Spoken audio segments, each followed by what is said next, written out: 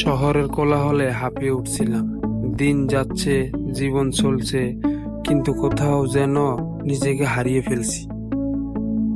আমি সবসময় ব্যস্ত থাকি, প্রতিদিন কাজ, সময়ের পেছনে ছোটা, আর মানুষের ভিড়ে থেকেও একা থাকা। একদিন সকালে হঠাৎ আমার মনে হলো জীবনটা শুধু বেঁচে থাকলে চলে না, একটু নিজের জন্য বাঁচতে হয়।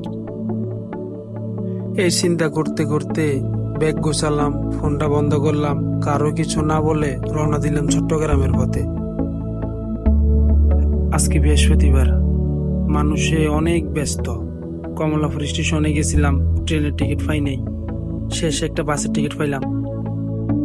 আমি যে বাসে আসছি সেই বাসটা আমাকে কদমতলী স্টেশন নামিয়ে দেয়। এখান থেকে আমি 8 নাম্বার বাসে উঠবো। আসলে চিটাগাং শহরের বাসের কথা না বললে নয়, একটি ফেমাস গাড়ি। মনে হচ্ছে আমরা কাছাকাছি চলে এসেছি। এটা ফোর্ট দেখা যাচ্ছে চিটাগাংয়ের। আমাদেরকে বাসে এখানে নামিয়ে দিয়ে যায়। এটা হচ্ছে কর্ণফুলী টানেলের মুখে।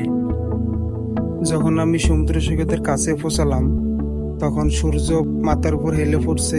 সমুদ্রের ঢেউয়ের শব্দ, নোনা হাওয়া আর অসীম আকাশ, সবকিছু আমাকে যেন জড়িয়ে দিল। জীবনের এত ক্লান্তির মধ্যে মনে হয় একটু শান্তির নিঃশ্বাস নিলাম। আমি চুপচাপ সমুদ্র পাড়ে বসে থাকলাম, নিজের ভিতরের শব্দগুলো শুনলাম। নেতিবাচক ভাবনা, ব্যর্থতা এবং একাকিত্ব সবকিছু যেন সমুদ্রের ঢেউ ভেসে যাচ্ছিল।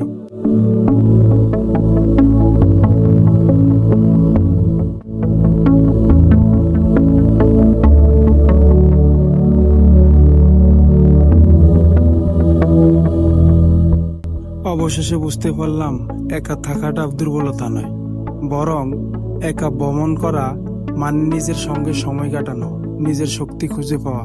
সেদিন আমি সমুদ্র থেকে ফিরে আসলাম এক নতুন মাহিম হয়ে, ক্লান্ত নয়, বরং হালকা ভেতরে শান্ত।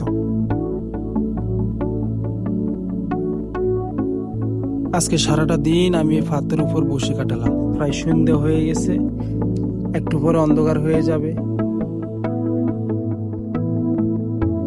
তো গাইস, ভিডিওটা আজকের মতো এখানে শেষ। সর্বশেষ একটা কথাই বলবো, কখনো কখনো একা পথ চলাও সবচেয়ে বড় সাহসের নাম।